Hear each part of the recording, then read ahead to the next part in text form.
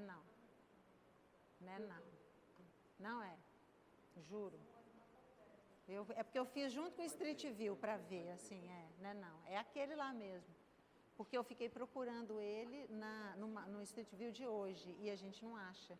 E aí, aí eu fui procurar notícia, porque aí tem isso. Eu falei assim, mas onde que é esse casarão? Não sei o que. Aí eu fui ver, ele ruiu, acho que em 2018. Deu uma confusão. Esse casarão, que era no Pau da Bandeira, ele ruiu em 2018. Um mapa belíssimo.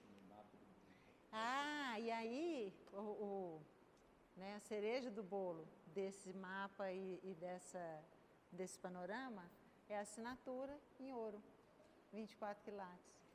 Vem cá, esse mapa da Abertura dos Santos está no livro de encomenda? Não. Udo não registrava painel no livro de encomenda.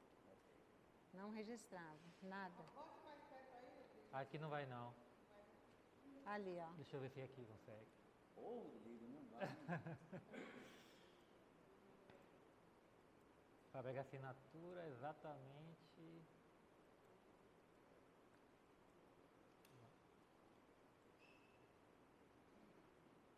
Não. Aqui especificamente não vamos. Em ouro, é? Em ouro. Ouro 24.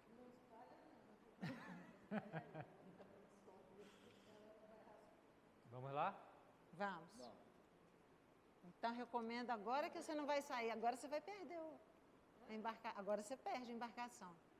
Próxima vez que você for lá, você perde. Esse é incrível. Esse painel é um trabalho de Jenner e Udo. Na época, eu fiquei com a curiosidade, porque o Frederico Moraes, eu conheci esse painel em 2014, quando eu vim fazer o mapeamento do mestrado, que eu fiz essa obra. E o Frederico Moraes, que primeiro documentou no livro Azulejaria Contemporânea do Brasil, ele diz que nesse lugar funcionava o Museu de Arte Popular da Bahia. Sim, você lembra? Você sabe? Mas isso... Embaixo do zoológico, né? Isso. Ali de frente do...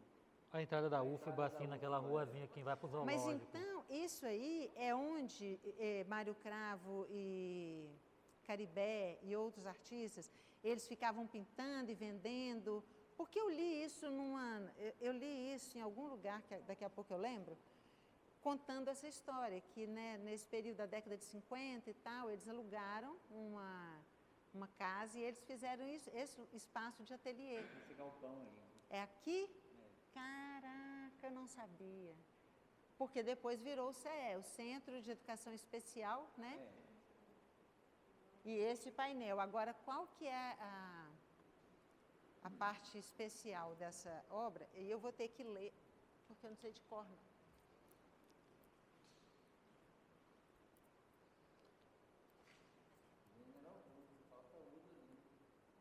Está do outro lado. Vou colocar meus óculos.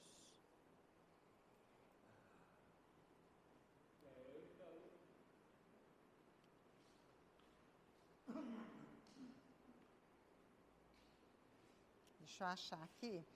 O que é curioso disso? O Frederico Moraes registrou que quando Jenner fez a pintura, ele simplesmente decidiu... Peraí, deixa eu só abrir aqui meu computador.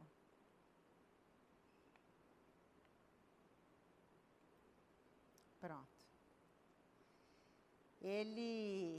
Quando ele fez, né, que era um museu, e aí quando ele resolveu fazer essa pintura, isso que eu achei curioso, porque era museu, isso é uma obra cara. Então isso não podia ser o ateliê deles, que ele não ia fazer esse gasto. Não. Porque normalmente assim, isso era uma coisa que acontecia no momento em que esses artistas também estavam sendo reconhecidos pelo poder público. Ah, sim, isso sim. E logo acima estava o Palácio de Ondina. Então, assim, faz sentido uma propaganda, assim, entendi. Entendi. E a própria universidade, antes do Vale do Canela, ela era prevista para ser tem esses dois pontos. Ah, entendi. O Vale do Canela, na verdade, é uma invenção imobiliária para valorizar essa área da Graça. Mas a ideia da Universidade Federal da Bahia era toda no Vale de Ondina. Então, isso aí estava num contexto Palácio de Governo, Universidade Federal e esse galpão que eles ocuparam. Eu preciso pesquisar também mais. Aí. Sim. Aliás, é uma boa coisa pesquisar, né? Eu achei. Eu não sei se esse lugar que eles falam de que era o ateliê, e eu tenho que lembrar onde é que eu li também, que eu não estou lembrando agora, onde é que eu registrei essa informação. Mas, assim, ver se é o mesmo local, né? Que eu sei que estava Gênero e Mário Cravo no ateliê, eu sei, isso eu sei. E que o Udo chegou lá. Mas eu vou ler para vocês, porque é muita informação e o texto do Frederico Moraes é ótimo. Então, ele fez esse painel, né? O painel fala da chegada de Tomé de Souza à Bahia. Ok. Historiadores descrevem o governador-geral como um fidalgo sisudo, de bom tino e entendimento, com experiência dos negócios ultramarinos. O único capaz, portanto, de lançar os fundamentos da América Lusitana. Ainda, segundo os historiadores, Tomé de Souza conseguiu instaurar a ordem jurídica, resultando de sua atuação como governador-geral. Então, beleza. Aí, o que aconteceu? Gênero Augusto faz o painel em azul e branco, composto em estilo realista, definido por um desenho firme e nítido, e capta os aspectos de administração de Tomé de Souza. Isto é, ele mostra não apenas a chegada, mas também a implantação e a construção da capital e a catequese dos índios. Então, o painel tem todos esses tempos ali, né? As embarcações ocupam o fundo alto do painel, quase que encobertas pelo grande número de pessoas que se movimentam no primeiro plano da narrativa. Tranquilo. Agora, essa extraordinária movimentação humana acentua o caráter épico da situação descrita. Bem, aí o que acontece? Deixa eu só já pegar no ponto aqui que ele faz esse. Isso. Ele usa o gênero, ele usa os personagens da época, da sociedade, para colocar no painel. E, segundo Frederico Moraes, relacionando o humor dessas pessoas a aquele tipo de personagem. Então, ele coloca, olha, Mário Cravo é Tomé de Souza, visto em sua chegada com o mestre Luiz Dias, esse é representado por Caribé. Atento à conversa de ambos, Atento à conversa de ambos, à direita do governador-geral, aparece o escultor Mirabeau Sampaio. Mas à direita, avulta a figura de Raimundo de Oliveira, travestido do padre Manuel de Nóbrega. Raimundo de Oliveira é o padre, esse. E olha quem é o índiozinho, quer ver? E aí, quem? Não. Deixa eu achar aqui que eu já perdi. Raimundo travestido de padre, e um dos indígenas que recebe o afago do missionário é o poeta e crítico de arte Wilson Rocha. Certo? Diretor do Cadernos da Bahia e prefaciador do catálogo da mostra. E, enfim, no finalzinho, uma criança, que é ninguém menos que o filho de Gêner, o Guel, né? Então, isso é muito interessante. Aí ele fala, ao transpor o painel figurando personagens históricos, épicos e críticos, Gêner não se limitou a homenagear os amigos que o acolheram quando jovem chegou a Salvador. Ele fez mais, ele criou uma espécie de alegoria da arte baiana, sinalizando a importância de cada personagem, seu caráter, formação e influência, dando indicações sobre o futuro da arte nessa região do país. Eu acho muito bacana isso, muito... um pressentimento mesmo, uma profecia, sei lá.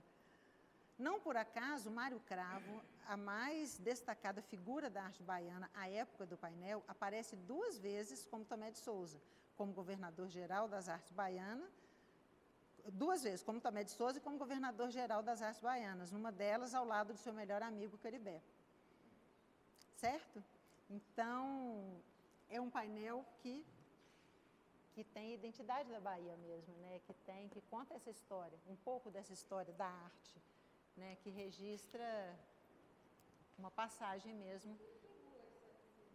É a rua quando você tá no sentido Garibaldi, tá na Milton Santos, aí tem a praça lá do Camaleão, à direita, como se você fosse Vira à direita. para o Palácio da Aclamação, para o Palácio Piambim. Isso. Isso. Sentido zoológico, né? Sentido zoológico. Seguindo aqui, é sobe para lá. Sobe para o zoológico. Aí a gente tem, de um lado, a assinatura de Jenner e do outro, a assinatura de Udo. Aqui em Salvador, acontece uma coisa interessante que não é comum no Rio, na região sudeste, com os painéis de lá, desse período. São os artistas, isso é pintura de Jenner. Isso não é pintura de Udo, foi Jenner que fez. Tem vários que a gente vê que não é o traço de Udo. Pelo menos eu acho, não me parece de forma alguma o traço de Udo. Então você vê que era assim, quem criou, né, quem fez a criação da arte, queria pintar, Udo dava essa condição para esse artista. Isso quem me falou, inclusive, foi o Eckenberg. O Eck falou mesmo, falou assim, ele ensinou todo mundo a trabalhar com cerâmica. Inclusive ele, né? Inclusive Eckenberg. Que depois se tornou o Reinaldo Eckenberg. Seguimos? Seguimos. Então, ali depois tem outras curiosidades e, enfim. A gente tentou buscar um pouquinho de um texto diferente em cada imagem, fazendo uma relação. Em alguns a gente conseguiu, outros não. Aí chegamos no segundo museu, ó, que é uma coisa impressionante. Esse museu não é para um dia só. Então, esse, né, é o Museu Catarina Paraguaçu. Museu Catarina Paraguaçu. Museu, gente. Nossa, olha que ato falho, misericórdia. Esse é o hotel Catarina Paraguaçu. Se você vier para cá, trazida pela gente, pelo mal. Gente, faz comigo, não, por favor. Porque o livro foi malvado, não botou lá. Olha, deixa eu ver aquilo ali. Olha lá. Você viu? Só que ela não vai vir trabalhar, vai ficar lá o dia todo. Não vou. Não, mas é porque tem muito. Todos os azulejos do livro, gente, estão ali. Olha ali. Olha isso. Todos os azulejos, assim, isso é mesmo assim, é o repertório da azulejaria de Udo. Está aí em um estado de conservação que você consegue ver o que era. Tipo assim, é muito maravilhoso. Calendário.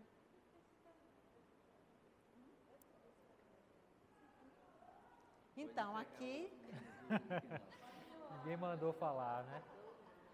E tem aquela aquela Vila Forma Academia, também é assim, não é tão bonito. É porque é dela também. É dela também, isso, mas não é tão lindo quanto esse.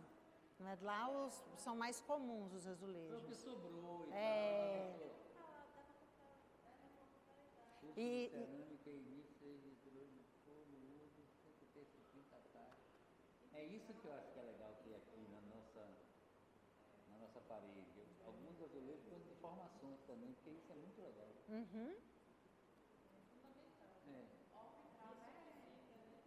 Eu tenho do meu que está...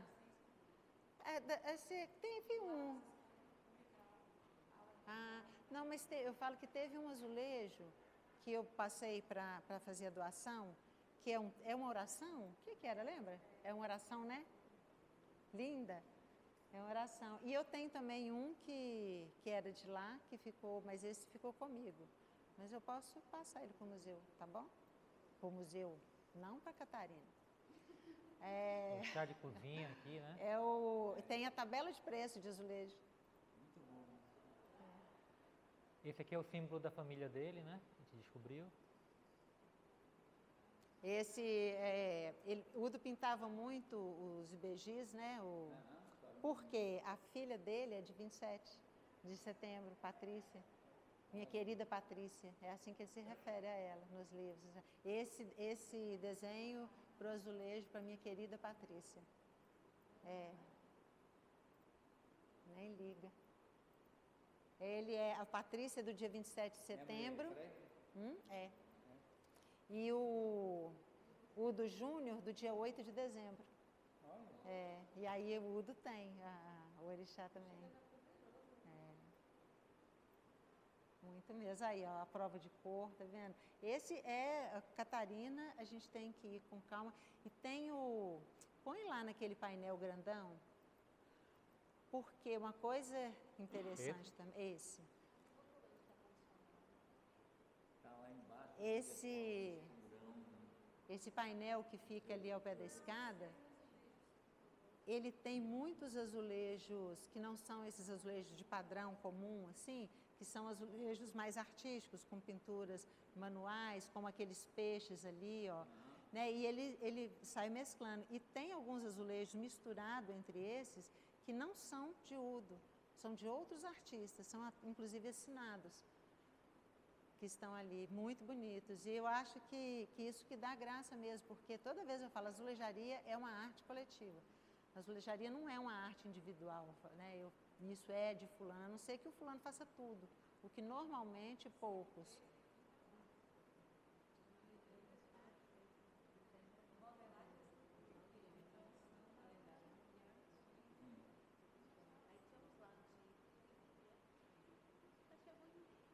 Restaurações? Olha que abusado.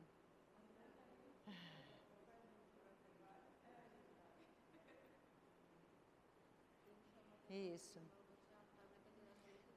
Quando eu conheci a pousada, né, que eu fui lá pela primeira vez, e principalmente aqui na cozinha que eu vi, eu consegui relacionar essas imagens que ele, principalmente os azulejos da cozinha, muito com a 70, década de 70. E quando a gente pega os livros, é muito isso mesmo, essas ondas, flores, sabe? Assim, aquela tendência, né, mesmo daquele período. Apesar disso aí ser em 80 e alguma coisa, né, Rodrigo? Que foi a construção, foi 86? Deixa eu ver aqui. Catarina? Mas como os azulejos são mais antigos, eles são relacionados mais a essa...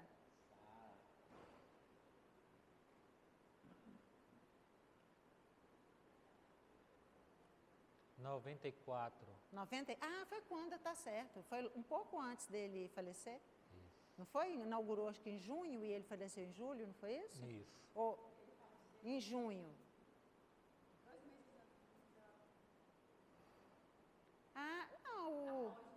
Bem. Porque seu gato falou que ele veio. Gato. Foi junho. Né? Foi julho? Eu acho que não foi. Acho que foi junho. 3 de junho. Gato foi morar onde mora por conta do ateliê. É? O gato mora a 150 metros. Sim, sim. Ele vigia o ateliê, quer dizer, vigiava, né? Quando ele existia ainda. Então, vamos. Então, a pousada é o que eu falo assim, não deixem de visitar. Que até essa é a ideia. Lá antes da abertura, fazendo coquetel lá na pousada. Aí, inclusive, a gente pegou esse depoimento também da Sara, né? Viu? Mas assim, a ideia mesmo do site é estimular a curiosidade das pessoas, né? De poder ir, de visitar. E é possível, eles são muito... A gente é muito bem recebido quando quer fazer esse tour. Não, a Sara faz um coquetel para a imprensa lá e depois vem pra cá. Ela até ficou de vir hoje, deve ter tido algum problema. Ela tava doida pra vir. Não só tem pousada, não tem. Quer? Eles não só tem pousada, não tem qualquer coisa. A gente sabe. Frigorífico escala. Eu sei. Como é que é? O que tem? Não custa nada, né? Fazer uma graça. Eu acho uma excelente ideia. Eu acho. semana se preparando, né? Porque lá é um local ótimo, tem vários ambientes para visitar. É porque, como ele está falando aqui, descobrindo o Udo, está nesse momento sendo apresentado a esse trabalho incrível, com a Eliana aqui presente falando, é o público que a gente tem. Então, de alguma forma, quando eu falo isso, é uma manifestação de uma necessidade, de que a gente transforme essas informações em comunicação e que possa chegar para as pessoas percebam que estão pisando nas próprias memórias. É isso. É o que eu Abra isso. É isso.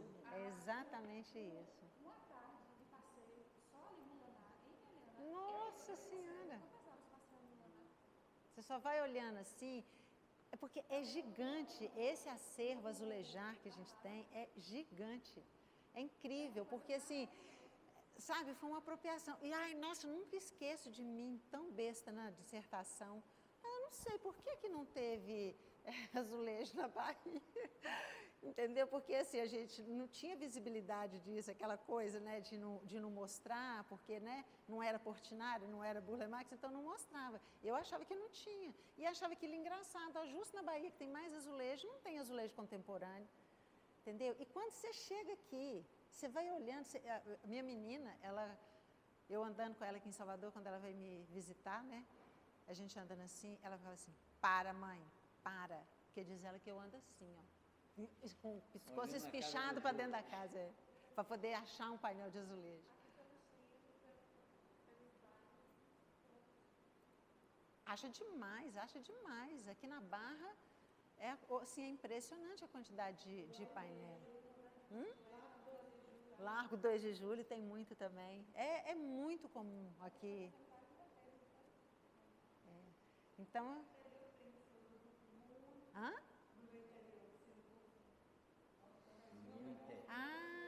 Tem, né?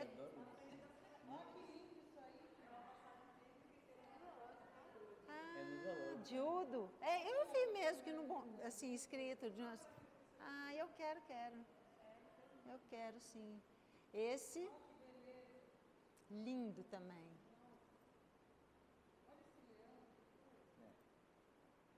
Domingo. E Jenner você vê que Jenner estava inspirado no... Mas você sabe que o que eu acho legal dessa pintura do Jenner, desse período? Porque assim, na época desses painéis, assim, né, esses painéis, eles chegam... Esses painéis, eles começam a ser criados por influência do Ministério, daqueles azulejos, né, da década de 40. E se você for olhar os azulejos lá do Rio de Janeiro, mesmo os de Portinari que vieram depois, os de Burle Marx e tal, eles são o quê? Linhas orgânicas, campos de cor, com alguns elementos, nananana. É todo assim, é tipo filho dos painéis criados para o Ministério, né? E para a Pampulha. Isso, exatamente. E quando você vê esse trabalho de Jenner, né? Ele faz uma coisa totalmente diferente. Ele usa, põe aquele azul, esse é Jenner também.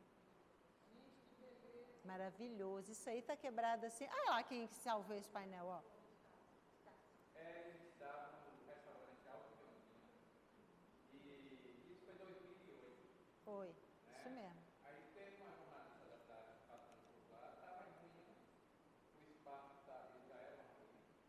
E esses painéis estavam bem degradados, né? Principalmente esse daí, jogos infantis, que até uma coisa de... Olha lá o restaurante. Então, o impacto me chamou e nós tínhamos 30 dias para remover o espaço do restaurante. Mas quando vocês chegaram lá, eles já estavam quebrando, né? Eles já estavam quebrando quando vocês chegaram lá. Sim. Eles já estavam demolindo o espaço quando... Isso, quando eles lembraram de chamar vocês. Primeiramente, em retirar, mas a dificuldade era muito grande em retirar, porque eu confesso que eram azulejos bem finos, industriais, que estavam presos com uma camada de cimento. Tiraram a parede. Aí nós optamos por fazer uma transposição e retirando em bloco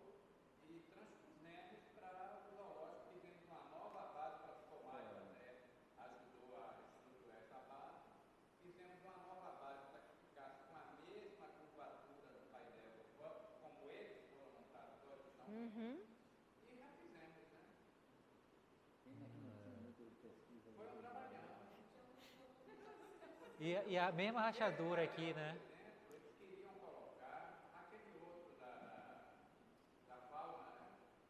Já estava estabelecido que seria um zoológico. Esse daí eles queriam colocar naquela praça do REC, no Pelourinho. Pelourinho. Só que quando eu cheguei na praça do REC, não tinha 30 dias que eles tinham entregado a praça. E já estava tudo com a praça quebrada. Aí eu fui à direção do parque, fiz o documento, dizendo que o melhor seria deixar a área infantil do zoológico, porque o zoológico tem vigilância 24 horas por dia. Claro. Que massa. Ele vai catar, ainda bem. Que ótimo. Mas eu acho incrível esses dois trabalhos do Gêner e principalmente aqueles, esse e aquele outro de Ondina também, aquele lá do CEEBA. Porque, veja, ele faz, é uma proposta muito alinhada àquela da década de 40, né, dos azulejos com a criação do Portinari e materialização do Rossi e tal. Mas ele não pega mesmo campo de cor, linha orgânica, não. Ele cria um quadriculado de azuis, que é muito bonito, é muito, muito, muito. É muito maravilhoso. E esse aqui eu acho interessante, esse está no Aristides Maltês, no Hospital Aristides Maltês. É a mesma paleta de cor, olha, daquele dos Jogos Infantis. Sim, sim. É exatamente a mesma paleta. E esses azulejos ali do cantinho também, vocês estão vendo? Sim. Aquilo ali também é criação de Gêner. Olha. Esses dois ali. Foi feito. Esses estão no livro de Udo. E esse, só você passou para fora, é uma daquelas pinturas. Tinha uma árvore que parece uma ema, siriema. Siriema. Tinha uma siriema que todo dia de manhã, que ela andava soltando bola, que ela ia ficar olhando os painéis ali. Essa siriema, bocejar, aí o doutor Paredes, o marido da Norma, que era oceanógrafo, biólogo, não, porque a siriema é diferente de muitos animais, tem percepção de cores. Olha. Ela Ficava olhando. Que legal isso. Podia ser o nome do núcleo de pesquisa, né?